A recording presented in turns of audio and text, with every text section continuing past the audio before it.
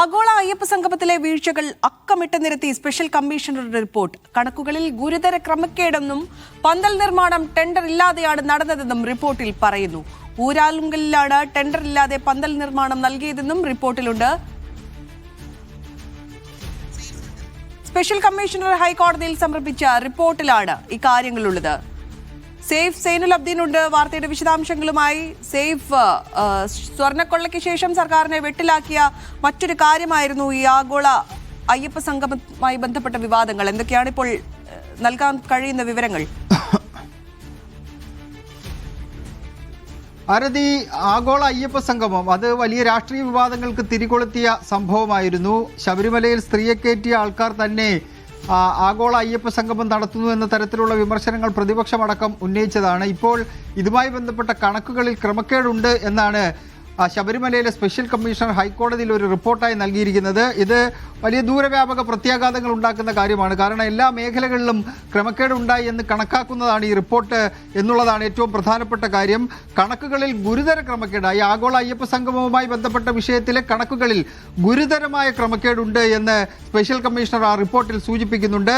കൃത്യമായ കണക്കുകളും ബില്ലുകളും ഇല്ല. അതായത് ഇതിനുവേണ്ടി ചിലവഴിച്ച തുകയുമായി ബന്ധപ്പെട്ട് കൃത്യമായ കണക്കുകളും ബില്ലുകളും സമർപ്പിക്കുന്നതിൽ ഇതിന്റെ സംഘാടകർ വീഴ്ച വരുത്തി എന്ന് ഈ റിപ്പോർട്ടിൽ സൂചിപ്പിക്കുന്നുണ്ട്.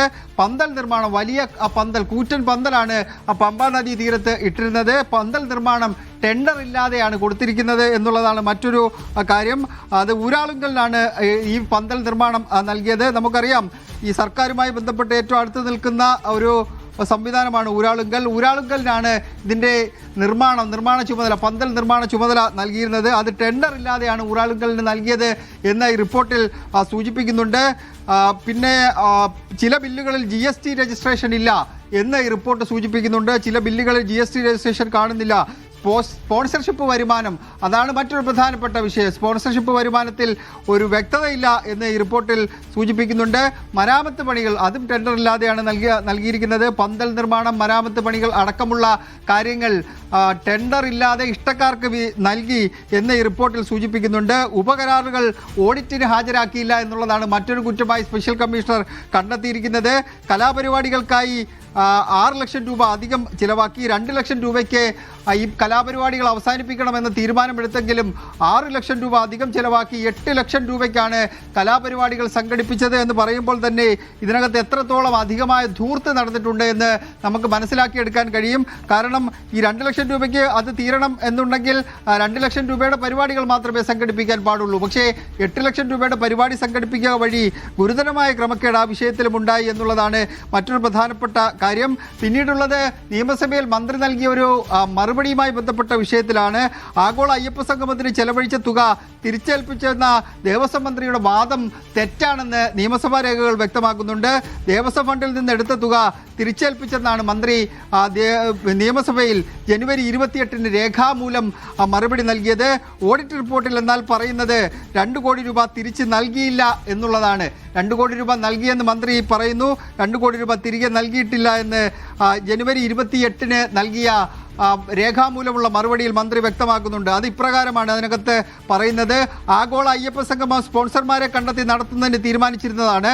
സ്പോൺസർമാരെ കണ്ടെത്തി തുക ലഭ്യമാക്കുന്നതിന് കാലതാമസം നേരിട്ടതിനെ തുടർന്ന് റിലീജിയസ് ആൻഡ് റിലീജിയണൽ കൺവെൻഷനുകൾ നടത്താനായി തിരുവിതാംകൂർ ദേവസ്വം ബോർഡിന്റെ ബജറ്റിൽ വകയിരുത്തിയിരുന്ന തുക ആഗോള അയ്യപ്പ സംഗമത്തിനായി അഡ്വാൻസ് ഇനത്തിൽ ചെലവഴിച്ചിരുന്നു. സ്പോൺസർമാർ വാഗ്ദാനം ചെയ്തിരുന്ന തുക അക്കൗണ്ടിൽ ലഭിച്ചതിനെ തുടർന്ന് ഈ തുക തിരികെ നിക്ഷേപിച്ചിട്ടുള്ളതാണ് എന്ന് ദേവസ്വം മന്ത്രിയായ VN വാസവൻ നിയമസഭയിൽ രേഖാമൂലം തന്നെ അറിയിച്ചതാണ്. ആ വാദം തെറ്റാണെന്ന് ഈ ഓഡിറ്റ് റിപ്പോർട്ട് കൃത്യമായി വ്യക്തമാക്കുന്നുണ്ട്. ആ പണം ഞങ്ങൾക്ക് കിട്ടിയില്ല, അല്ലെങ്കിൽ ആ അക്കൗണ്ട് ദേവസ്വം ബോർഡിൻ്റെ ഫണ്ടിലേക്ക് തിരികെ വന്നിട്ടില്ല എന്നാണ് ഈ കമ്മീഷണറുടെ റിപ്പോർട്ടിൽ സൂചിപ്പിക്കുന്നത്. അങ്ങനെ ഇതുമായി ബന്ധപ്പെട്ട എല്ലാ മേഖലകളിലും ക്രമക്കേടുണ്ടായി എന്നുള്ളതാണ് ഏറ്റവും പ്രധാനപ്പെട്ട കാര്യം. 2 കോടി രൂപയുടെ കണക്ക് കാണുന്നില്ല എന്നത് വളരെ പ്രധാനപ്പെട്ട കാര്യമാണ്. അത് എവിടെ പോയി?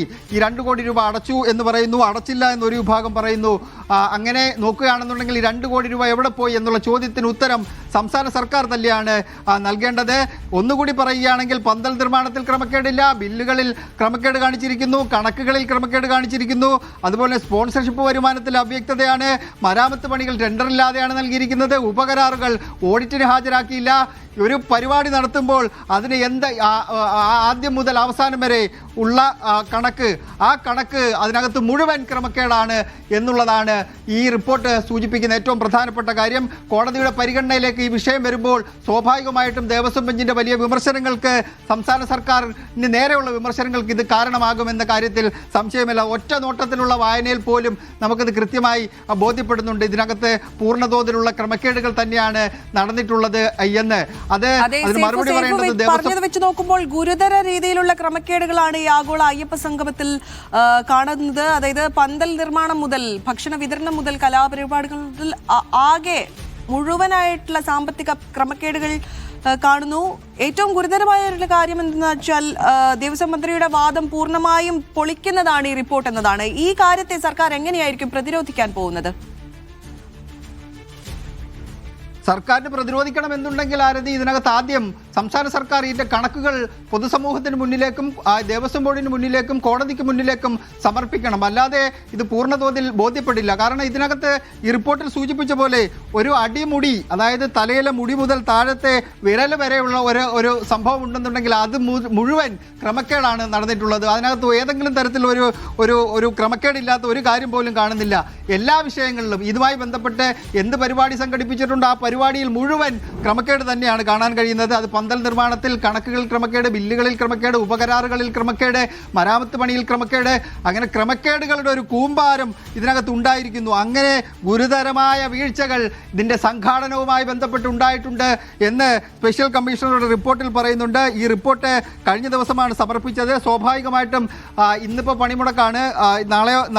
ഇന്ന് പരിഗണിച്ചില്ല എങ്കിൽ പോലും നാളെയോ മറ്റന്നാളോ ഇത് പരിഗണിക്കാനുള്ള സാധ്യത നിലനിൽക്കുന്നുണ്ട്. അപ്പോൾ ആഗോള അയ്യപ്പ സംഗമവുമായി ഇപ്പോൾ സ്വർണ്ണപ്പാളിയുമായി ബന്ധപ്പെട്ട വിവാദങ്ങൾ നിലനിൽക്കുകയാണ്. അത് പലതരത്തിൽ പോകുന്നുണ്ട്. അത് SIT അന്വേഷിക്കുന്നു, വിജിലൻസ് അന്വേഷണത്തിലേക്ക് കടക്കുന്നു. അതിനിടയിലാണ് ആഗോള അയ്യപ്പ സംഗമവുമായി ബന്ധപ്പെട്ട മറ്റൊരു വിവാദം കൂടി സർക്കാരിൻ്റെ മേലിലേക്ക് വരുന്നത്.